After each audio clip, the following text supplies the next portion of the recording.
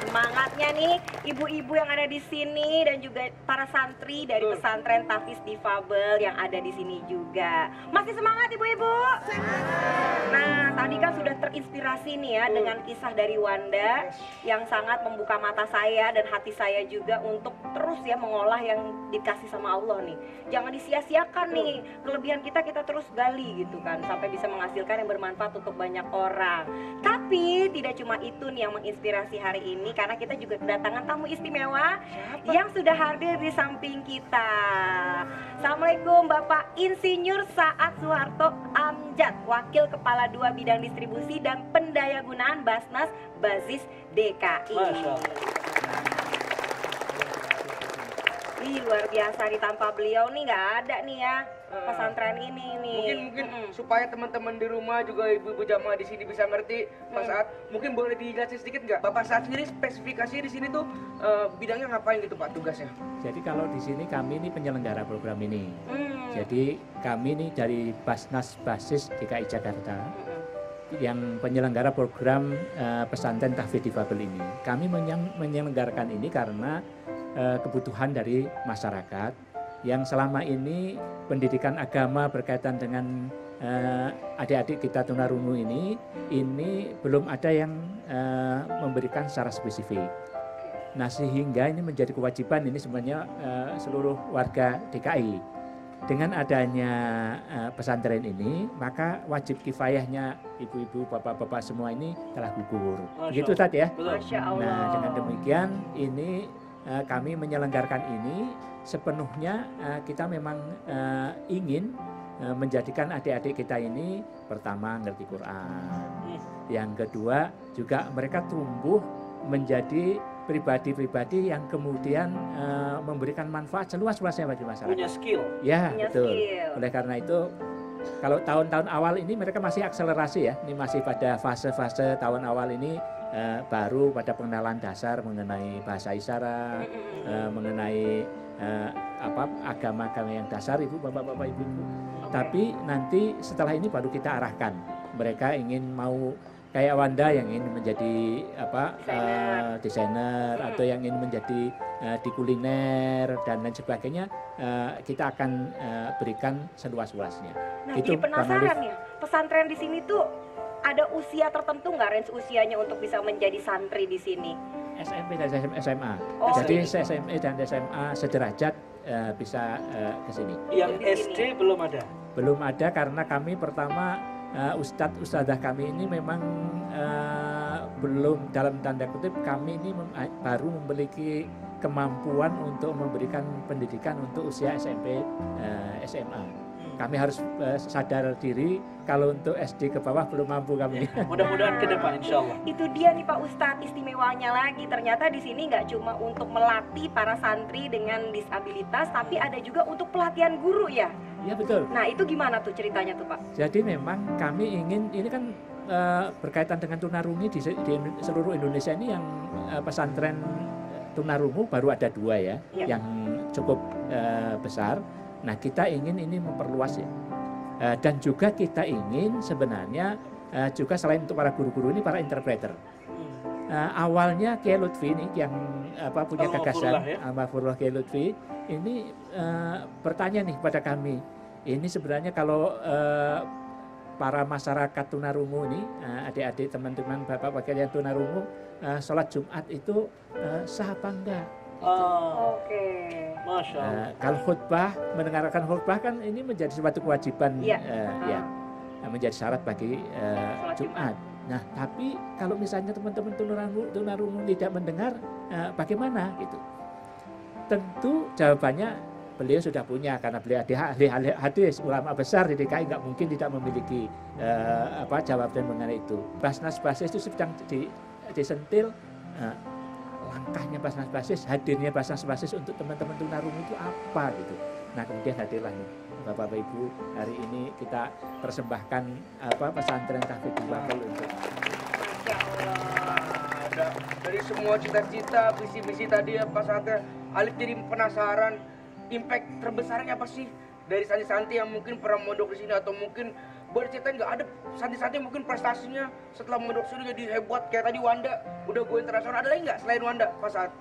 Perubahan terbesar itu yang kita harapkan itu ada di dalam perilaku, mindset. Kata beliau, kalau kata Ustaz kan innallaha la yughayyiru ma biqaumin hatta yughayyiru ma bi anfusihim. Perubahan mindset itu terjadi pada adik-adik anak-anak kita ini, anak-anakku semua ini.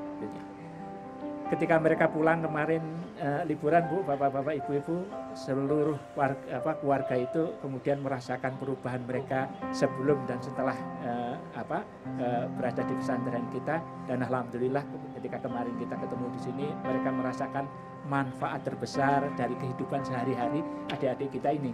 Jadi bagi kami mereka itu semua istimewa, mereka itu semua telah melakukan suatu hal yang luar biasa yang telah mereka persembahkan. Itulah yang menurut kami keberhasilan. Nah itu dia tuh makanya. Alif kan juga sempat dengar cerita dari belakang panggung bahwa santri-santri sini sempat ngalamin yang namanya insecure gitu Pak Saad ya. Minder terlalu banyak minder. Nah, mungkin vitamin apa sih yang setiap hari Pak Saad sama guru-guru di sini kasih ke adik-adik sedikit malah makin berani untuk berkarya nih sekarang nih, hebat-hebat sekali nih. Pertama mereka di sini ini jadi keluarga nih, keluarga besar. Iya. Kita semua ini kalau di sini jadi menjadi satu keluarga. Adik-adik kita ini bahkan kadang-kadang kalau disuruh pulang agak ogah gitu. Meskipun begitu pulang liburan ke sini mewek lagi nih, mau tinggal di sini mewek lagi. Tapi mereka itu merasa bahwa ini rumah kedua mereka, dan setelah mereka merasa diterima di sini, itu yang kemudian mereka kita harapkan mampu menjadi seperti apa yang mereka inginkan. Luar biasa. Saya pengen tanya satu lagi. Mungkin di luar sana ada adik-adik kita yang sama seperti mereka kondisinya, untuk bisa masuk ke sini itu gimana caranya? Iya, syarat-syaratnya gitu. Bahkan ya. Bahkan kita mengundang, Masya Allah. Kita mengundang free ya? Free.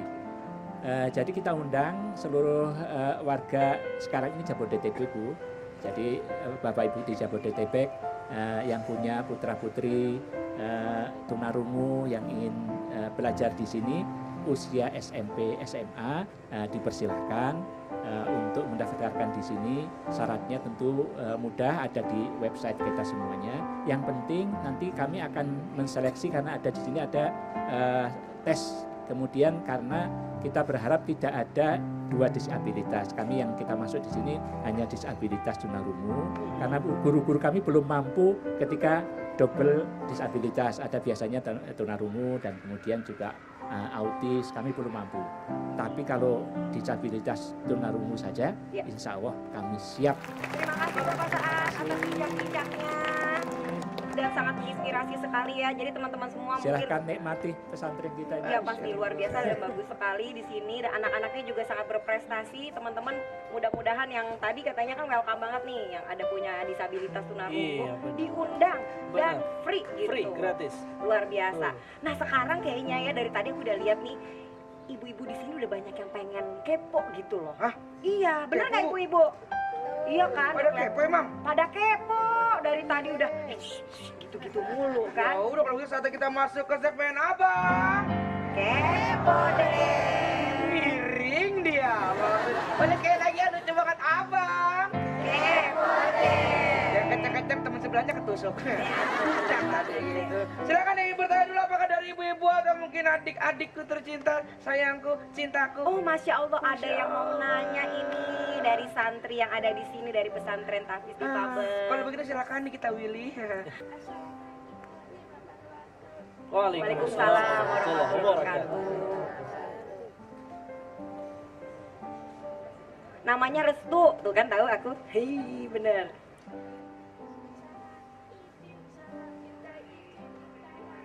Ya, Saya minta izin silakan, bertanya. silakan. Silakan. Nomor WhatsApp kayaknya nih.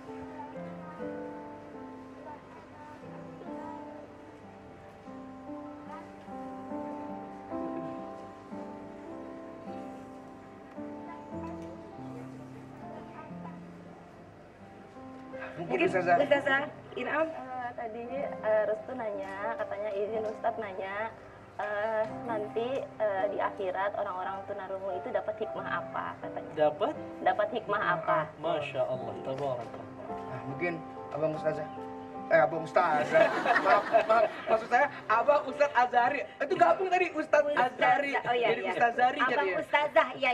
Abang Ustaz Azhari mungkin bisa dijawab pertanyaan dari Restu. Dapat hikmah apa sih teman-teman kita ini yang ada di sini ini mungkin nanti? Ya mungkin kan kalau orang tuh pas di akhirat kan biasanya kan dihisap dosanya ya keseluruhannya. Nah kalau orang yang dilahirkan dengan tunarungu, apakah mungkin bagian yang kurangnya itu dihisap juga gitu Pak Ustadz? Mungkin maksudnya Restu seperti itu ya? Gitu. A'udzu billahi minasyaitonir rajim. Bismillahirrahmanirrahim. Inna akramakum 'indallahi atqakum. Sesungguhnya orang yang paling mulia di sisi Allah adalah mereka orang yang bertakwa. Ayat ini menjadi isyarat buat kita betapa Tuhan tidak memandang kita dari fisik kita. Allah tidak memandang kita dari sempurna tidaknya telinga kita, pendengaran kita, penglihatan kita. Yang Allah lihat dari ketakwaan kita, hati kita. Nabi SAW bersabda, tidak akan bergeser kaki seorang hamba di padang mahsyar nanti kecuali mereka akan diaudit dari mana nikmat yang mereka dapatkan dan kemana nikmat itu mereka habiskan. Bu, Assalamualaikum. Assalamualaikum. Waalaikumsalam. Ibu bisa ngelihat, ibu bisa ngedenger. Ntar diaudit sama Allah, udah ngedenger apa aja selama di dunia. Dengan mata, udah ngelihat apa aja selama di dunia. Dengan adanya tangan, udah apa aja dan ngambil apa aja tangan itu. Contoh, ketika diaudit, ternyata ketahuan selama hidup lebih banyak ngantongin risol di majelis taklim daripada sedekah ke anak yatim. Wah, itu diaudit nanti. Masya Allah.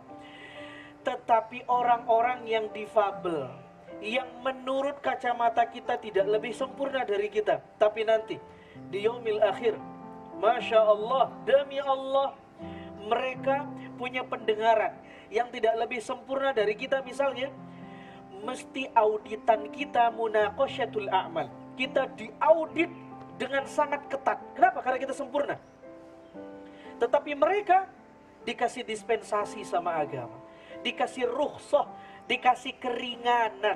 Orang yang nggak bisa melihat dikasih rukhsah. Apa yang mau dihisap? Tidak ada yang bisa dia lihat. Tapi kita mulai dari bangun tidur sampai tidur lagi nggak bangun-bangun,